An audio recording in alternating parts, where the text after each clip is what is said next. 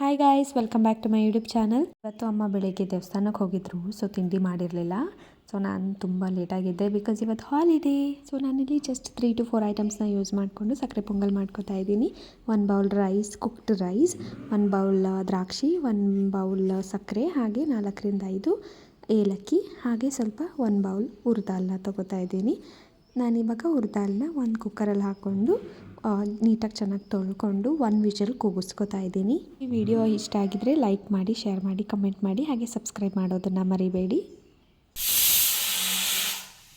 ಒಂದು ಪ್ಯಾನ್ಗೆ 2 ಟೇಬಲ್ ಸ್ಪೂನಷ್ಟು ತುಪ್ಪನ ಹಾಕಿ ಕರಗಿಸಿ, ಅದಾದಮೇಲೆ ದ್ರಾಕ್ಷಿನ ತಗೊಂಡು ಫ್ರೈ ಮಾಡಿ. ಸೊ ಇದು ದ್ರಾಕ್ಷಿನ ತುಪ್ಪದಲ್ಲಿ ಫ್ರೈ ಮಾಡೋದ್ರಿಂದ ಹೆಲ್ತ್ಗೂ ಕೂಡ ಒಳ್ಳೆಯದು, ಹಾಗೆ ಟೇಸ್ಟ್ ಕೂಡ ಚೆನ್ನಾಗಿರುತ್ತೆ. ಇದೆಲ್ಲ ಫ್ರೈ ಆದಮೇಲೆ ನಾನು ಸಪ್ರೇಟ್ ಬೌಲ್ಗೆ ಟ್ರಾನ್ಸ್ಫರ್ ಮಾಡ್ಕೊತಾ ಇದ್ದೀನಿ. ಅದು ತುಪ್ಪ ಸಹಿತ ನಾನು ಟ್ರಾನ್ಸ್ಫರ್ ಮಾಡಿಕೊಂಡೆ ಬಿಕಾಸ್ ತುಪ್ಪನ ವೇಸ್ಟ್ ಮಾಡಬೇಡಿ, ಬೇರೆ ಕಡೆ ಇಡಬೇಡಿ, ಅದ್ರ ಬದಲು ಯೂಸ್ ಮಾಡಿದ್ರೇ ಹೆಲ್ತಿಗೆ ಒಳ್ಳೆಯದು. ಸೊ ನಿಯತ್ತಾಗಿ ದುಡಿತಿರೋ ಎಲ್ಲ ಶ್ರಮಜೀವಿಗಳಿಗೂ ಹ್ಯಾಪಿ ಲೇಬರ್ಸ್ ಡೇ, ಕಾರ್ಮಿಕರ ದಿನಾಚರಣೆಯ ಶುಭಾಶಯಗಳು. ಇವಾಗ ಸ್ಟವ್ ಮೇಲೆ ಬೇರೆ ಪಾತ್ರೆನ ಇಟ್ಕೊಂಡು ಸಾಕಾಗುವಷ್ಟು ನೀರನ್ನ ಆ್ಯಡ್ ಮಾಡ್ಕೊಳ್ಳಿ. ವಾಟರ್ ಆ್ಯಡ್ ಮಾಡಾದಮೇಲೆ ನಾವು ಇದಕ್ಕೆ ಸಕ್ಕರೆನ ಆ್ಯಡ್ ಮಾಡಬೇಕು. ಸಕ್ಕರೆ ಕರಗಾದ್ಮೇಲೆ ನೆಕ್ಸ್ಟ್ ಏನು ಅಂತ ಹೇಳ್ತೀನಿ. ಸೊ ಇಲ್ಲಿ ನಾನು 1 ಬೌಲಷ್ಟು ಸಕ್ಕರೆನ ಆ್ಯಡ್ ಮಾಡ್ತಾಯಿದ್ದೀನಿ. ಅದಾದಮೇಲೆ ನಾವು ಸಕ್ಕರೆ ನೀರಿಗೆ ಕುದಿಯೋಕ್ಕಿಂತ ಮುಂಚೆನೇ ನಾವು ಏಲಕ್ಕಿ ಪುಡಿಯನ್ನು ಹಾಕ್ತೀವಿ. ಹಾಕಾದ್ಮೇಲೆ ಇದು ಕುದೀತಾ ಇದೆ. ತುಂಬ ಹೈ ಫ್ಲೇಮಲ್ಲಿ ಇಟ್ಕೊಂಡು ನಾನು ಇದನ್ನು ಬಾಯ್ಲ್ ಮಾಡ್ತಾಯಿದ್ದೀನಿ. ಇದು ಬಾಯ್ಲ್ ಮಾಡಾದಮೇಲೆ ಇಷ್ಟು ತುಂಬ ಹೈ ಆಗಿ ಬಾಯ್ಲ್ ಆಗ್ತಾ ಇರೋದ್ರಿಂದ ನಾನು ಸ್ವಲ್ಪ ಸಿಮ್ ಮಾಡಿಕೊಂಡೆ, ಲೋ ಫ್ಲೇಮ್ ಮಾಡಿದೆ. ಇದಾದಮೇಲೆ ಸಕ್ಕರೆ ಕಂಪ್ಲೀಟಾಗಿ ಕರಗಿದೆ.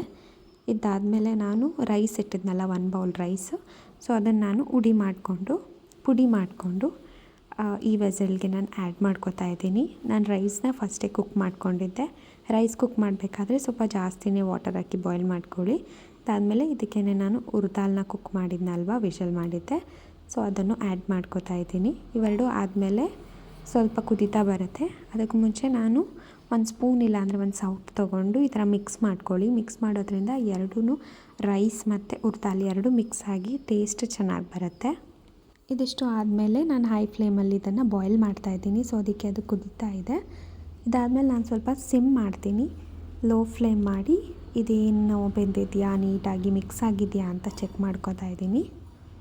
ಸೊ ನಾನು ಆಗಲೇ ಹೇಳ್ದಂಗೆ ನಿಮಗೇನಾದರೂ ಇದೇ ಥರ ಜಾಸ್ತಿ ವೀಡಿಯೋಸ್ ಬೇಕು, ಕುಕ್ಕಿಂಗ್ ಇಲ್ಲಾಂದರೆ ಏನಾದರೂ ಆನ್ಲೈನ್ ಶಾಪಿಂಗ್ ಈ ಥರ ಏನಾದರೂ ವೀಡಿಯೋಸ್ ಬೇಕು ಅಂತಂದರೆ ನೀವು ಈಗಲೇ ನನ್ನ ಯೂಟ್ಯೂಬ್ ಚಾನಲ್ಗೆ ಸಬ್ಸ್ಕ್ರೈಬ್ ಆಗಿ ಅಂತ ಹೇಳ್ತೀನಿ. ಹಾಗೆ ಲೈಕ್, ಕಮೆಂಟ್, ಶೇರ್ ಮಾಡೋದನ್ನು ಮರಿಬೇಡಿ. ದೆನ್ ಕುದೀತಾ ಇರೋ ರೈಸ್ಗೆ ದ್ರಾಕ್ಷಿನ ಆ್ಯಡ್ ಮಾಡ್ಕೊತಾ ಇದ್ದೀನಿ. ಈ ದ್ರಾಕ್ಷಿ ನಾನು ಆಲ್ರೆಡಿ ಪ್ಯಾನಲ್ಲಿ ಫ್ರೈ ಮಾಡಿದ್ನಲ್ವ ತುಪ್ಪ ಹಾಕಿ, ಅದೇ ದ್ರಾಕ್ಷಿನ ನಾನು ಆ್ಯಡ್ ಮಾಡ್ಕೊತಾ ಇರೋದು. ದ್ರಾಕ್ಷಿ ಈಸ್ ವೆರಿ ಇಂಪಾರ್ಟೆಂಟ್ ಇನ್ ಸಕ್ಕರೆ ಪೊಂಗಲ್ ಬಿಕಾಸ್ ತುಂಬ ಒಳ್ಳೆ ಟೇಸ್ಟ್ ಕೊಡುತ್ತೆ ದ್ರಾಕ್ಷಿ ತುಪ್ಪದಲ್ಲಿ ಫ್ರೈ ಮಾಡಿ ಹಾಕೋದ್ರಿಂದ. ಅದಾದಮೇಲೆ ಸಿಮ್ ಮಾಡಿ ಲಿಡ್ ಕ್ಲೋಸ್ ಮಾಡಿ 5 ಮಿನಿಟ್ಸ್ ಬಿಟ್ಟು ಆಫ್ ಮಾಡ್ಕೋಬೇಕು ಸ್ಟವ್ನ. ಅದಾದಮೇಲೆ ನಮ್ಮ ಪ್ಲೇಟ್ಗೆ ನಾವೇನು ಊಟ ಮಾಡ್ತಾಯಿದ್ದೀವಿ ಆ ಪ್ಲೇಟ್ಗೆ ಯಮ್ಮಿ ಸಕ್ಕರೆ ಪೊಂಗಲ್ ರೆಡಿ ಆಗುತ್ತೆ. ಸೊ ತುಂಬಾ ಟೇಸ್ಟಿಯಾಗಿತ್ತು, ಟ್ರಸ್ಟ್ ಮೀ. ಸೊ ಸಗದಾಗಿ ಬಂದಿತ್ತು. ಗೋಡಂಬಿ ಮಿಸ್ ಮಾಡಿದೆ ನಾನು, ಲಾಸ್ಟಲ್ಲಿ ನೆನಪಾಯಿತು. ದ್ಯಾಟ್ಸ್ ಓಕೆ ಅಂತ ಸುಮ್ಮನೆ ಅದೇ. ಇಫ್ ನೀವೇನಾದರೂ ಮಿಸ್ ಮಾಡಿದ್ರೆ ನೀವು ಆಗ್ಲೂ ತುಪ್ಪದಲ್ಲಿ ಫ್ರೈ ಮಾಡ್ಕೊಂಡು ಆ್ಯಡ್ ಮಾಡ್ಕೋಬೋದು. ಸೊ ಈಗ ಬಂದಿತ್ತು ಸಕ್ಕರೆ ಪೊಂಗಲ್. ನನಗೆ ಆ್ಯಕ್ಚುಲಿ ತುಪ್ಪದಲ್ಲಿ ಹುರಿದಿರೋ ದ್ರಾಕ್ಷಿಗಿಂತ ಒಣ ದ್ರಾಕ್ಷಿನೇ ತುಂಬ ಇಷ್ಟ ಆಗುತ್ತೆ. ಸೊ ಹಾಗೆ ಅದ್ರ ಮೇಲೆ ಸ್ವಲ್ಪ ಸ್ಪ್ರಿಂಕಲ್ ಮಾಡಿಕೊಂಡೆ. ಅದಾದಮೇಲೆ ಗೀ ಆ್ಯಡ್ ಮಾಡೋದ್ರಿಂದ ಇನ್ನೂ ಯಮ್ಮಿ ಆಗಿರುತ್ತೆ. ಸೊ ಸ್ವಲ್ಪ ಕಾಯಿಸಿರೋ ತುಪ್ಪನ ಆ್ಯಡ್ ಮಾಡಿಕೊಂಡೆ. ಸೊ ಇದಿಷ್ಟು ಇವತ್ತಿನ ವ್ಲಾಗ್ ಆಗಿತ್ತು. ಸೊ ಇದೇ ಥರ ಜಾಸ್ತಿ ವೀಡಿಯೋಸ್ ಬೇಕು, ವಿಡಿಯೋ ಇಂಟ್ರೆಸ್ಟಿಂಗ್ ಇದೆ ಯೂಟ್ಯೂಬ್ ಚಾನಲ್ ಅಂತಂದರೆ ಈಗಲೇ ಸಬ್ಸ್ಕ್ರೈಬ್ ಮಾಡ್ಕೊಳ್ಳಿ, ಬೆಲ್ ಐಕನ್ನ ಕ್ಲಿಕ್ ಮಾಡಿ, ಹಾಗೆ ಲೈಕ್, ಕಮೆಂಟ್, ಶೇರ್ ಮಾಡೋದನ್ನು ಮರಿಬೇಡಿ. ಸಕ್ಕರೆ ಪೊಂಗಲ್ ರೆಸಿಪಿ ಏನಾದರೂ ಬೇಕಿದ್ದರೆ ಕಮೆಂಟ್ನಲ್ಲಿ ತಿಳಿಸಿ, ನಾನು ಪಿನ್ ಮಾಡ್ತೀನಿ. ಇದಾದಮೇಲೆ ಇದೇ ಥರ ನೆಕ್ಸ್ಟ್ ವೀಡಿಯೋನಲ್ಲಿ ಸಿಗೋಣ. ಅಲ್ಲಿ ತನಕ ಬಾಯ್, ಟೇಕ್ ಕೇರ್.